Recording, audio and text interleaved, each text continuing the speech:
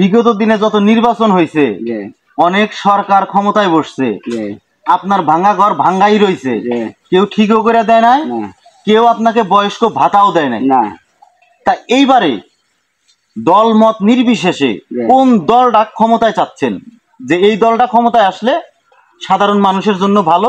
আমার মনে হয় ইসলামী দলে ভোট দিলে আর আমার না করে কুকুর বুঝা না ইসলামিক দল।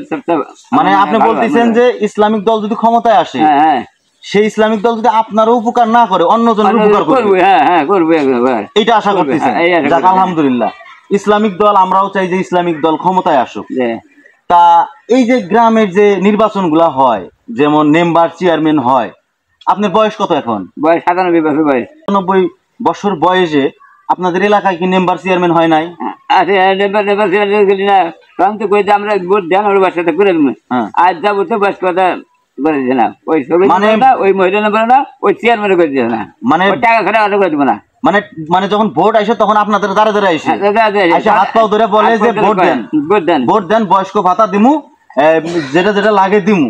যখন নির্বাচন শেষ হয়ে যায় মানে রেশন কার্ড করে দেবো, তাহলে কার্ড করে দেবো, ঘর করে দেবো, ভোট চলে যায়, তখন আর টাকা এত ধরে টাকা বাধ্য করা যায় না, টাকা পাওয়া যায় না, না ওইলে সব ভুলে যায়, সব ভুলে যায়। আর যদিও বয়স্ক ভাতা দিতে চায় তখন টাকা চায়, 10,000 8,000 টাকা নাই, আমাদের টিয়া দেবে না, কাম কাজ করা হয় না।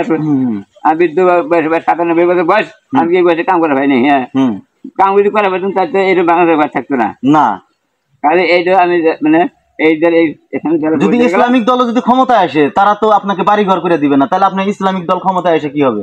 লাগো তাই ইসলামিক দল বই মরে আমি নাকি ইসলামিক দল ভোট দেবে তাও আগে পৌঁছ যাবো। আল্লাহু আকবার, আল্লাহ এটাই চাই যে আমার বাড়ি ঘরের আশায় না, না যে ইসলামিক দল যদি ক্ষমতায় আসে, যে আমি পাইবা না পাই অন্যজন পাবে, মানুষের কেউ না কেউ পাবে, যার ভিতরে আল্লাহর ভয় আছে তাক দিয়ে এবারে দেশ চালানো লাগবে।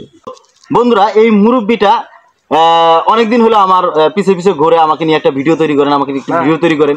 আমি বারে বারে বলছি যে আসলে আমি তো এইগুলা প্রতিবেদন তৈরি করি না, আমি যেহেতু অন্য ধরনের ভিডিও বানাই, তারপরে এনার অনুরোধ আমি কোনোভাবে ফেলাইতে পারি না। উনিও অনেক সাংবাদিকের কাছে গেছে যে আমাকে নিয়ে একটু প্রতিবেদন তৈরি করেন, অনেক সাংবাদিক ওনাকে ঘুরাইয়া দিছে, ওনাকে পাগল হিসাবে ফিরিয়ে দিছে, এইভাবে ওনাকে প্রেজেন্ট করছে। কিন্তু আসলে গরিব মানুষের কথা কেউ শুনতেও চায় না, গরিবের দুঃখ কেউ বুঝতেও চায় না।